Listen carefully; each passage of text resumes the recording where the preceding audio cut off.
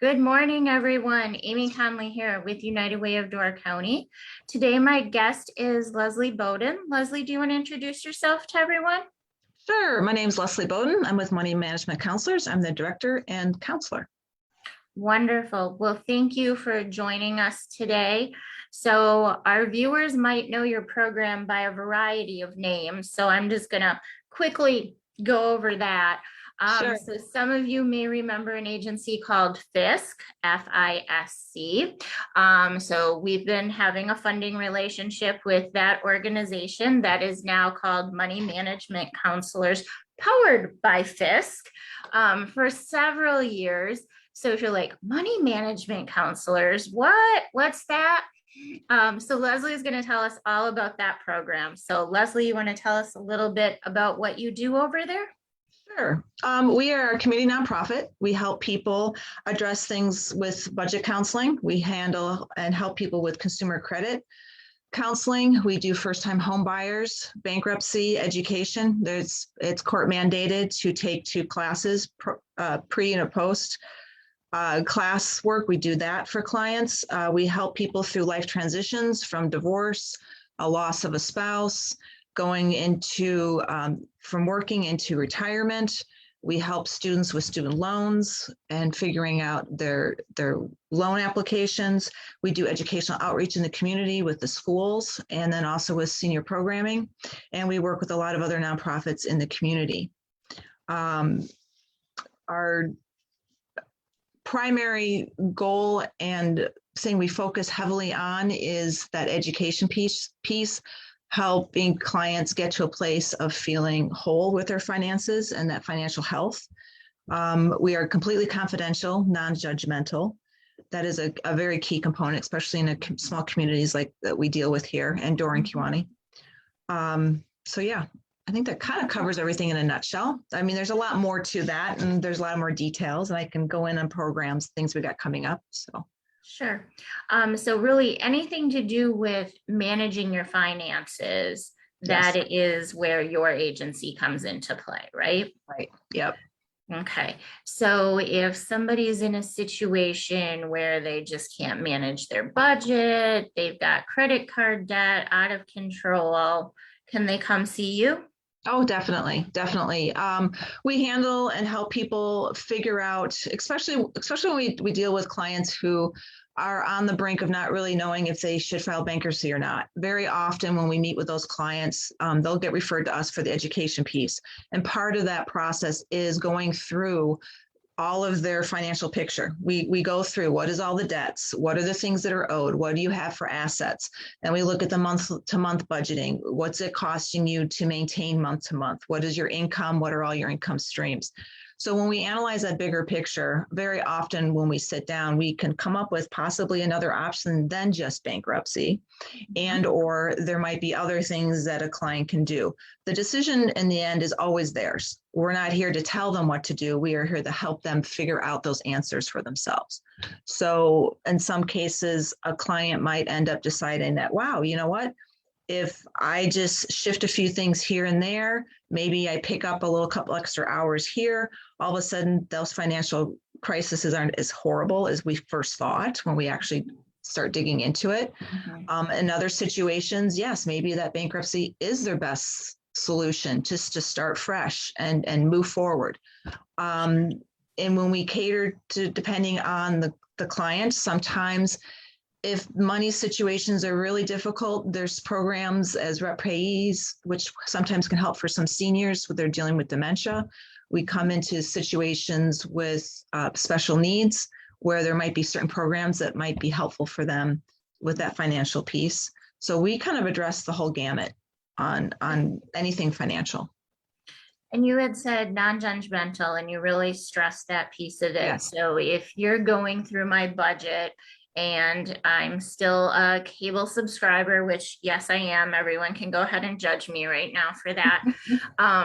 Instead of using the streaming services, which might save me money, you're not going to try to talk me out of my cable, No. right? You're gonna just have that conversation around, Right. maybe here's some alternatives that are cost savings, but if I, Amy Conley, still Right. choose Hey, to that's have that cable, you're going to help me work my budget around that. right, exactly. As I've often used as an example, and you cable, shoe fetishes, whatever they Yeah. may be, right? We all have our thing that's our little go-to, right? That we all have. This is something else we cover in very extensively with clients is the money mindset, and we have a couple programs that focus on that as well.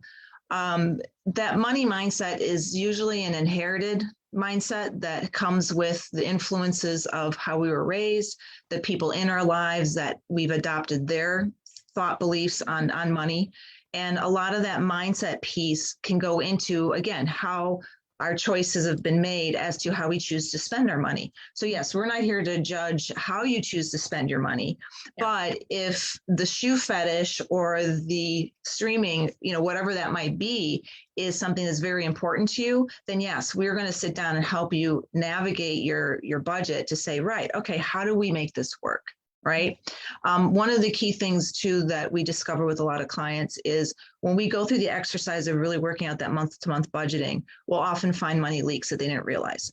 In their head, they might think, oh yeah, we spend X number of dollars on our food. We spend X number of dollars on our entertainment, going out for the holidays. And then when we really start dissecting that and getting into the real nitty gritty, we'll start to find out that, oh, wow, maybe they're spending twice, maybe less. They might be spending half of what they thought they were spending. Sure. And so then what we'll do is we'll look at those numbers and then we'll say, right, how does this fit in that bigger picture of what your goals are and what are your goal setting things that you want to achieve?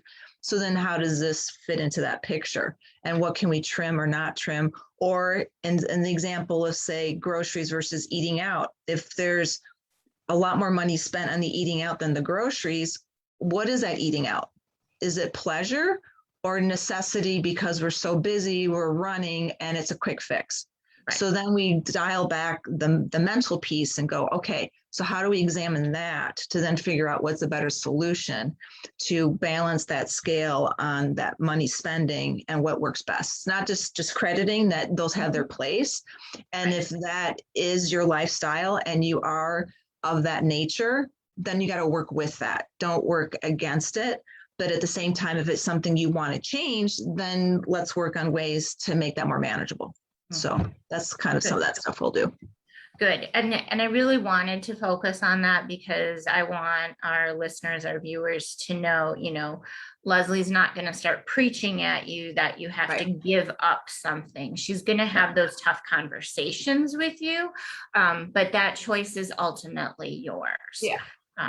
So Leslie, if people are interested in contacting you and learning more, what are the variety of ways they can reach you? Sure. They can contact us directly by our phone number, 920-743-1862. They can email us at moneymanagementfisc@gmail. I know it's a mouthful. And our website is a mouthful as well, moneymanagementcounselors.com. But those are 3 different ways. We have our info packs and information all on our website. We list all of our programs on our website, as is our newsletters, which is a big focus that we do. So there's many ways to get involved in our organization that way. We have our info packs are outside of our building as well as outside of our office door, so people can come any day or night. We understand and respect that there are people that do second shift, third shifts. We try to meet clients during the day, Monday through Thursday, the best that we can. But I am happy to work out an evening appointments for clients who cannot make a day appointment. We understand that. The concern for us is that you get the service, not how we get it, but we figure that out. We can communicate via email. We can communicate via Zoom. I'm happy to do in person with masks. We are doing that still because of our immune compromised clients. And because we are in a small setting and it's very intimate one-on-one when we do meet. Some of the things that we do have coming up in the future, our Money Mindset program, we're reintroducing that in January. It starts January 22nd. That'll be on our website. We're going to be in Kewaunee County, the Senior Fair, this Thursday. We also have 2 programs coming up with Learning and Retirement. The Holiday Crunch in November, and in October, Living on Social Security, How to Budget. So if anybody is part of that and they want to sign up for those. And again, we do have our newsletters that go out triannually, the Women's in Money, Couples in Money, and Seniors in Money. So And I know you guys have a good social media presence as well. So yeah, if people are social media users and the social media world is working, unlike right. yesterday, but working, they can find you both on Facebook and Instagram, correct? Right. Yep, we are on all those platforms and even on Pinterest, believe it or not. So yeah, so they can reach us on those platforms as well. Good. The last question I have is you mentioned school presentations. Yeah, So can you talk to our viewers about what that looks like, why you would be working with kids in school? sure. Yeah, that is a really important focus. We come into the high schools, we do all 11 school districts, Door Kiwani. I come in and talk to the juniors and seniors and talk to them about the student loan, budgeting, talk about life after high school. Some students aren't necessarily on a path to do college, or they might want to do community college, or they might want to just jump right into the workforce. So what we try to come in and focus with them on is, what is that going to look like? Are you going to be living at home? Are you going to be getting an apartment? What does that look like? What are the things that you need to think about when you're at college? It goes beyond just the campus, right? You need to understand your environment to know where are the resources? What do the grocery stores look like? How much are you going to be paying for groceries? What are your rents going to be in that area? Because it's going to guarantee it's going to be different if you're going to be going to school in Chicago, to Milwaukee, to Ripon, to New York, to some other place, right? It's all those have to be considerations when it comes down to what our day-to-day living expenses are going to be, plus the school expenses and so on. So we work really hard to work through that with students. And we've also introduced a new program for the younger kids, and that is our running play on being money wise. And that is geared towards that 5th through 8th grade age bracket. That is a 9-week program that parents can just contact us and we can get that to them. The self-driven.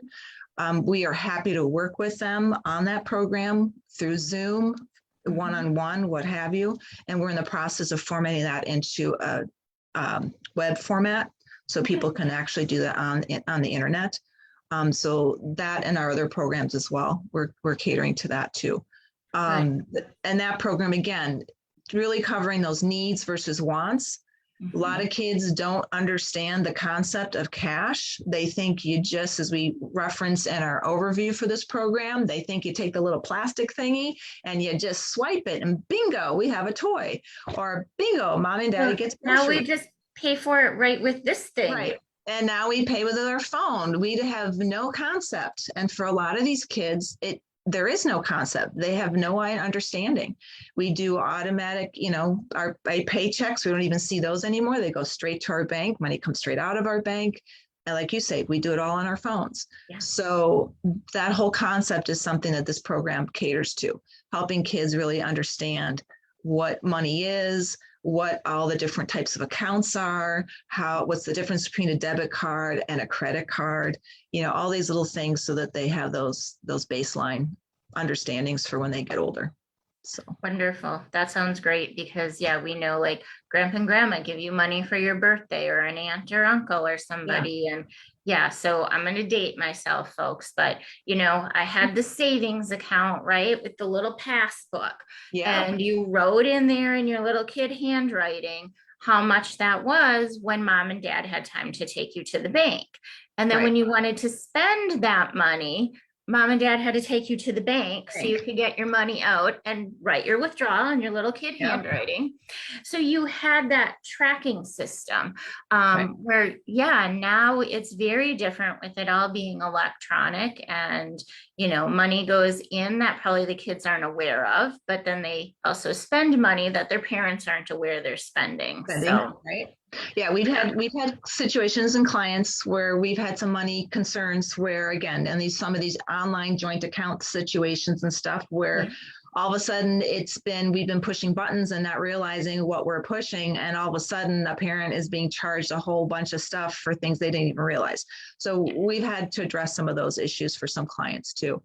And to your point too, Amy, when we talk about that wants versus needs, that instantaneous also doesn't give people the opportunity to step back and really think through. And we know kids are impulsive, right?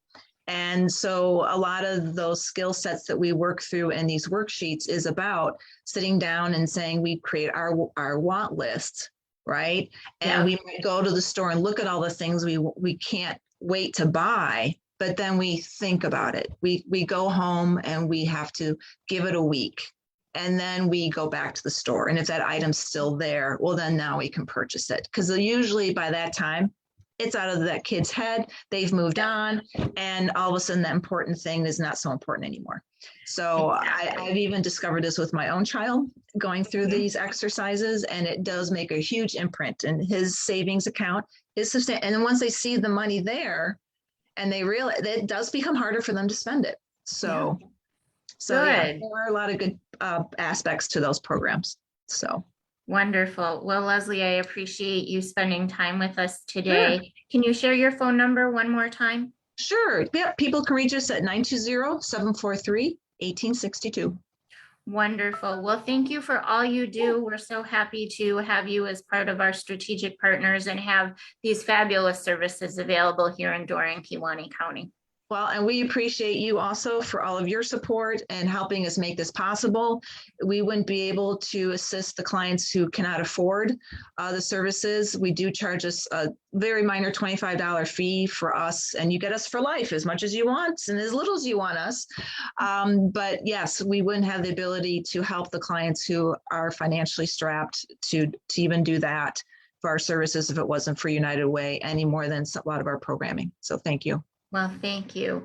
Well, everyone, we're going to check out for today. So thanks, Leslie. See everybody later. Bye-bye. Thank you.